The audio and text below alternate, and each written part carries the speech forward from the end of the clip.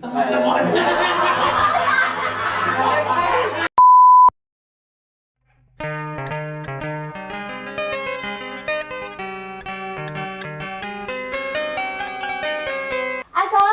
warahmatullahi wabarakatuh. Halo teman-teman, gimana nih kabarnya? Di sini saya sudah bersama dengan Bapak Salman selaku guru BK di SMK Pasundan 1 Cimahi. Di sini kita akan mengulik tentang kehidupannya sebagai guru BK ya Pak, boleh? Boleh. Gimana sih Pak awal mula bisa menjadi guru BK? Awal mula, Iya. awal mula mengajar atau awal mula dari sini? Awal mula mengajar. Awal mula mengajar itu kalau bisa dibilang mungkin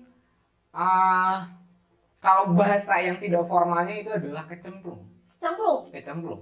Gitu. Jadi memang awalnya dulu saya tidak ke dunia pendidikan karena saya di berkuliah atau dari lulusan psikologi, di mana lulusan itu biasanya lebih condong ke bidang yang di luar pendidikan.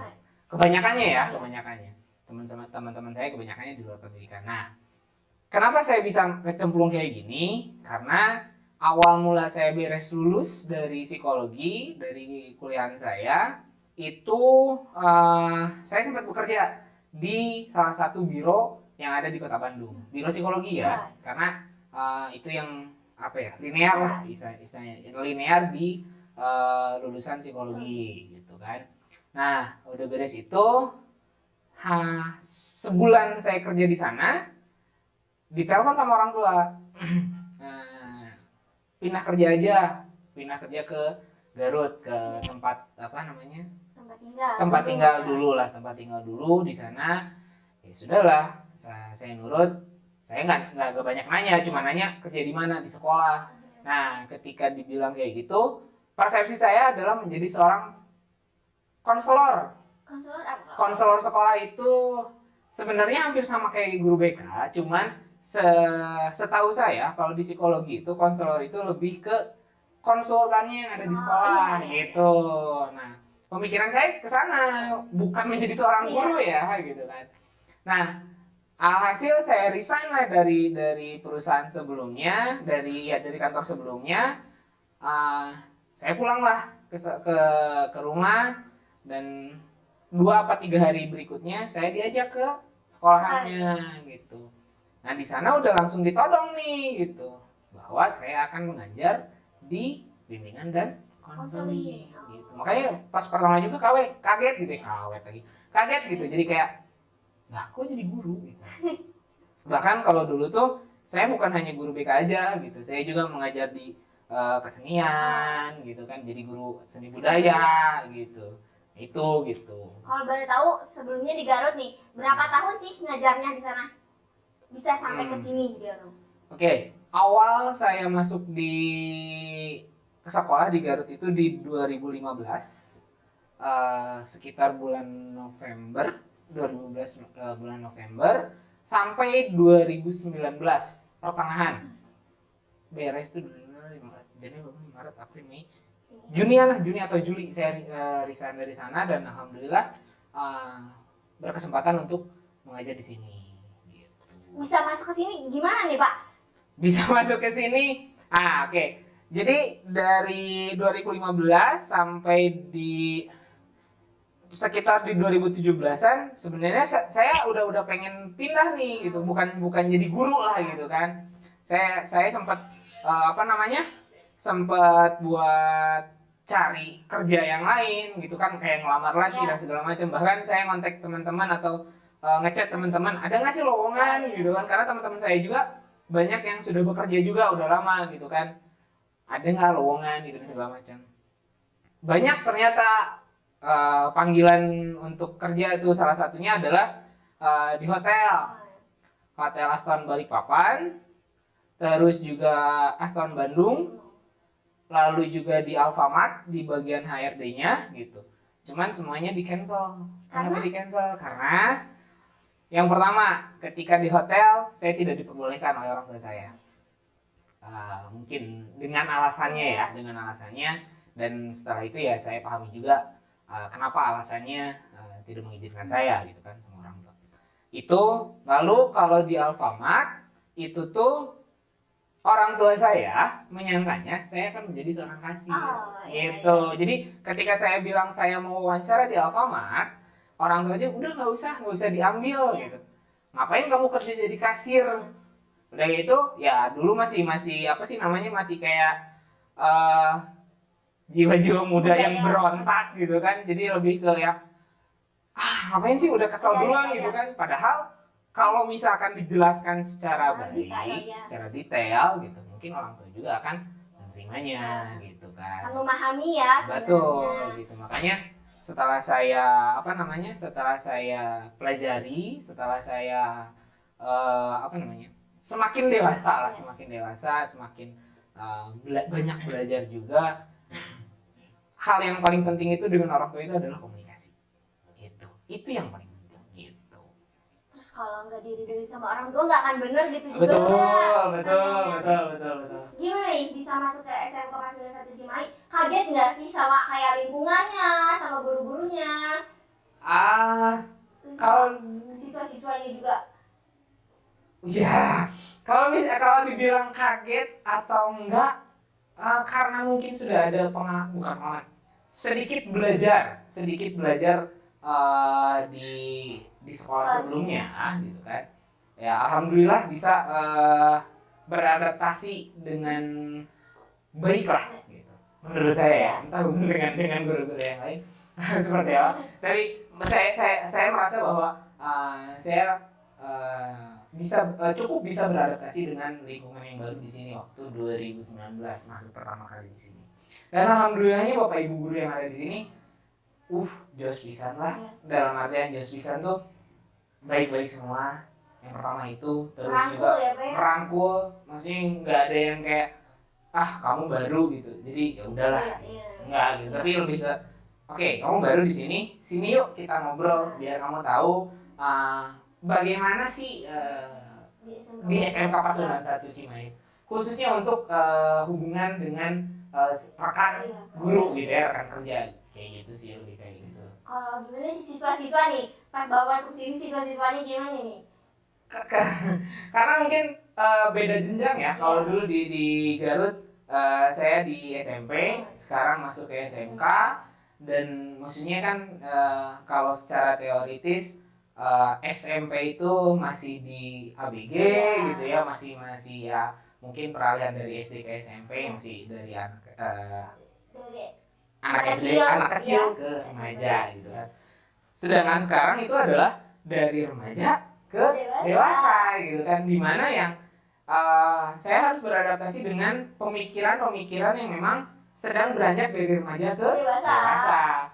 Kaget ada kagetnya, tapi karena ya itu balik lagi karena rekan-rekan guru yang lain yang merangkul saya untuk biar tahu lah gitu kan, biar tahu di SMK Pasundan 1 ini kayak gimana, makanya saya alhamdulillahnya ya bisa beradaptasi juga dengan ada nggak sih Pak pengalaman hal lucu yang membuat Bapak sampai sekarang gitu kan? Pasti anak-anak di SMK Pasundan 1 Cimahi suka cerita gitu ya. Ada kan pasti ada hal lucunya nih yang sampai sekarang kayak ngakak banget nih bakal jadi pelajaran buat kedepannya gitu, buat ke anak Bapak. Oke.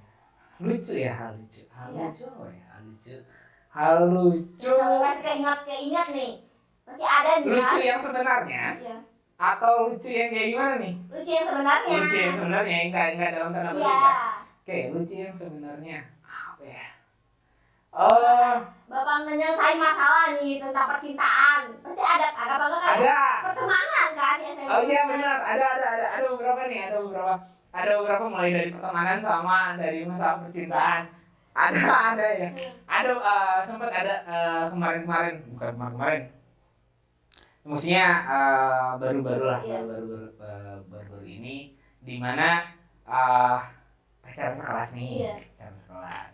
Pacaran sekelas dan di kelas itu ternyata ada kakaknya juga. Ada kakaknya juga gitu. Nah, ini yang pacaran berantem. Kedengaran sama kakaknya. Nggak terima dong kakaknya gitu kan. Sampai pada akhirnya ya ada sedikit tragedi lah gitu. Cuman diselesaikan dengan alhamdulillah diselesaikan dengan baik ya. cara yang baik gitu kan. Yang membuat lucunya itu adalah kok kayak di sinetron ya. Maksudnya kayak di film-film sinetron gitu kan, kayak ya lu ada orang yang pacaran gitu kan, terus kakaknya satu sekolah kan, kalau di apa namanya, kalau di sinetron itu kan beda kelas gitu kan ya, terus tiba-tiba cekcok dan segala macam ya. Kakaknya yang tidak terima karena adiknya berantem dengan pacarnya ya, dijudulin drama. Ya bisa.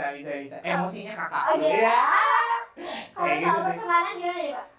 Kalau pertemanan lebih ke sebenarnya lebih ke miskomunikasi sih kebanyakan ya. Maksudnya kayak adu domba.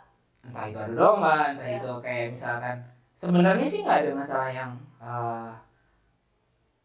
yang besar gitu ya, masalah ini. Tapi kadang ada aja yang dilebih-lebihkan. Tapi ketika ditemuin gitu kan, ditemuin dua-duanya gitu kan, diajak ngobrol gitu kan, pada malu-malu gitu kan ya. Enggak lupa ya gitu lah pokoknya gitu kan. Banyak gitu kan. Misalnya kan, apa dia mah cepu dan segala macam. Ya itu sih. Paling lucu-lucunya adalah ya dengan cerita mereka gitu kan, dengan kepolosannya mereka yang apalagi anak-anak kelas 10 nih biasanya transisi dari SMP ke SMA gitu kan. Bahkan mungkin di SMP-nya misalkan kayak punya sesuatu cerita gitu kan, terus diceritain di sekolah gitu kan. Ya itu ya hal-hal yang membuat ya sedikit ketawa gitu. Ada juga ya ada nih kemarin juga sempat nih lagi ngobrol sama teman-teman guru gitu. Ada siswa juga gitu kan. Ada siswa terus ngebahas tentang laki-laki gitu kan. Laki-laki yang kayak gimana sih? Yang jelas bukan di sekolah ini. Karena apa? Karena kalau di sekolah ini rokoknya Magnum kayak gitu. Ada yang kayak gitu. Gitu kan? Jadi maksudnya itu kan suatu hal yang lucu, maksudnya bisa jadi bisa komedi, jadi gitu, komedi juga gitu. Jokes kayak misalkan kalau ketemu sama guru yang lain, Magnum, kan?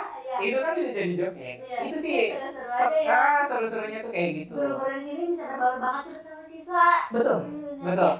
Saya juga sebagai siswa di SMK Pasundan kayak ngerasanya guru-guru kayak cepet banget gitu, cepet ke siswanya, jadi ke kitanya gak canggung, cepet-cepet kayak bisa ngehargain gimana seorang siswa, seorang anak yang mau dewasa. Jadi ke para siswa di SMK sini kayak ngerasa dirangkul banget. Ya betul. Karena mungkin kebanyakan di sini kan guru-guru muda juga ya. Gitu kan, guru-guru muda yang dimana memang bukan hanya sekedar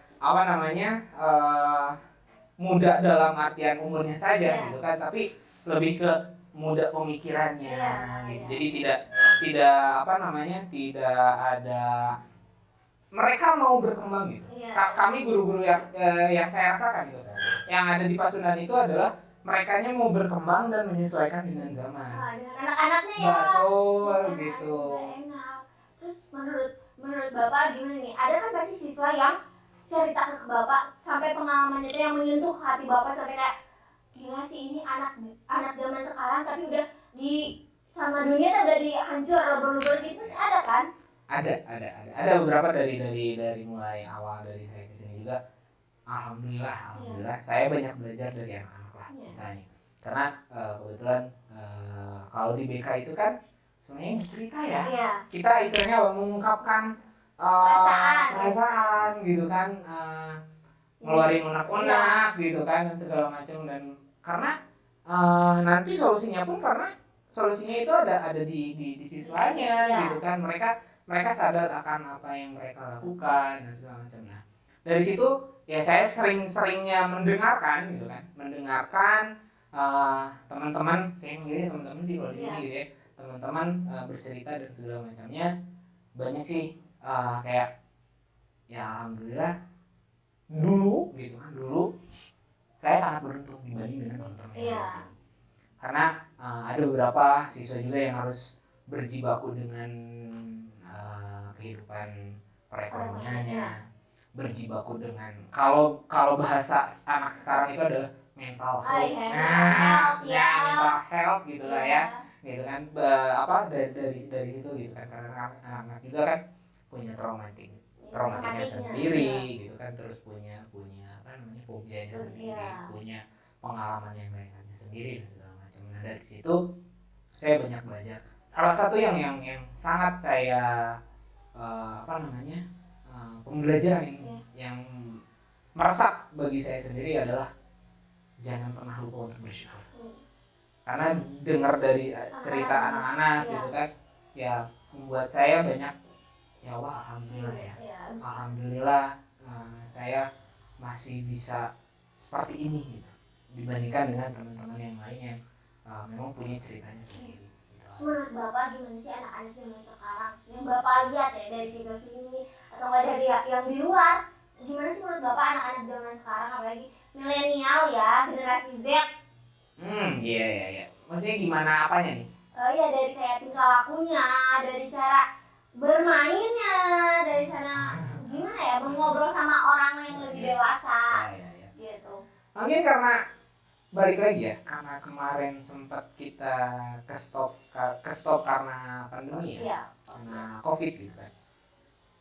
Ada beberapa hal yang memang harus menjadi concern saya ataupun dari teman-teman guru gitu, untuk concernnya ke teman-teman yang sekarang. Terlebih dengan kayak 5S-nya. Iya. Terus juga hal yang ketika misalkan depan guru tuh ada yang memang harus dibicarakan secara baik atau seperti apalah gitu kan. Nah ada beberapa concern yang memang menjadi concern kami gitu kan, dari guru-guru, karena yaitu perbedaannya dari generasi Z, generasi milenial gitu kan, itu hal yang sangat amat jomplang lah. Sebenarnya kalau sekarang itu lebih ke generasi apa saya lupa sebenarnya. Generasi Z itu adalah saya lupa. Nanti saya coba buka. Googling ya. Ningali Pak Rimon. Saya udah lupa gitu. Karena untuk zamannya mungkin sama Fauzia tersendiri itu adalah ada lagi sebutan zamannya untuk angkatannya Fauzia gitu. Generasi COVID. Itu sih sebenarnya lebih ke ledekan ya. Itu lebih ke ledekan gitu kan. Lebih ke ledekan bahwa kalian itu adalah generasi COVID gitu kan. Kayak gitu. Oke. Terus Bapak sendiri gimana sih ngeliat sarana di sekolah ini? Alhamdulillah bagi saya pribadi ya, di sini menurut saya memfasilitasi untuk bakat dan minat anak-anak sih. Ya teman-teman yang ada di sini ya, entah itu dalam hal olahraga, terus juga akademik gitu kan, akademik ataupun non akademik, bagi saya ini bagus lah gitu. Anak-anak bisa memanfaatkan. Keren ya. Keren sih. Jangan lupa tuh teman-teman asli Pasuruan Cimahi ya. Betul. Karena sarana di sini tuh bagi anak-anak ekskul banyak dong. Iya, pasti. Seperti yang kita tahu ya, ada basket, ada futsal, volley gitu kan. Tari gitu kan.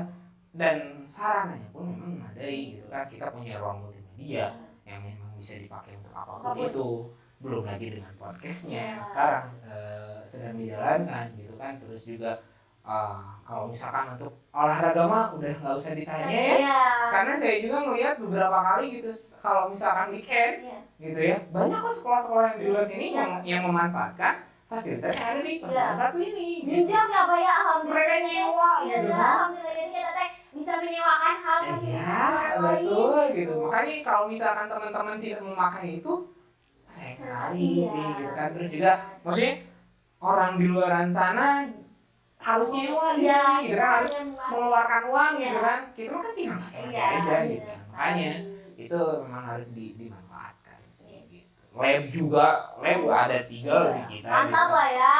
Wifi, pokoknya segalanya udah sama guru-gurunya asik. Insya Allah asik kok. Sarananya baik. Betul. Terus siswa-siswanya juga ya pada cantik, pada ganteng, guru-gurunya juga ganteng, cantik-cantik, muda pokoknya mah. Betul. Sampai kayak kita juga merasa seneng ya sekolah di sini, kayak bangga banget lah jadi anak SMK Pasundan. Meskipun pasti orang-orang tuh kayak apaan sih Pasundan, padahal nggak tahu aja gitu sarananya ya. Iya betul sekali. Teman-teman cukup ya dari kita berdua ya, Betul. dan kami berdua Oke, gitu oke. ya. Sedikit ambil aja yang baik, hilangkan yang negatifnya. That's Semoga mendapatkan pengalaman yang lebih baik lagi. Jangan lupa ya kalian masuk di SMK Pasundan Satu Cimahi di bawah ini nih ya, di bawah ini. Mantap, Oke, mantap. kalau kalian pingin ketemu kita berdua ya Pak ya, Betul. masuk ke SMK Pasundan Satu Cimahi dan menikmati sarana yang ada di sini. Saya Koja Nurbayani dan Bapak Salman. mengundurkan diri. Wabillahi taufiq wal hidayah. Wassalamualaikum warahmatullahi wabarakatuh.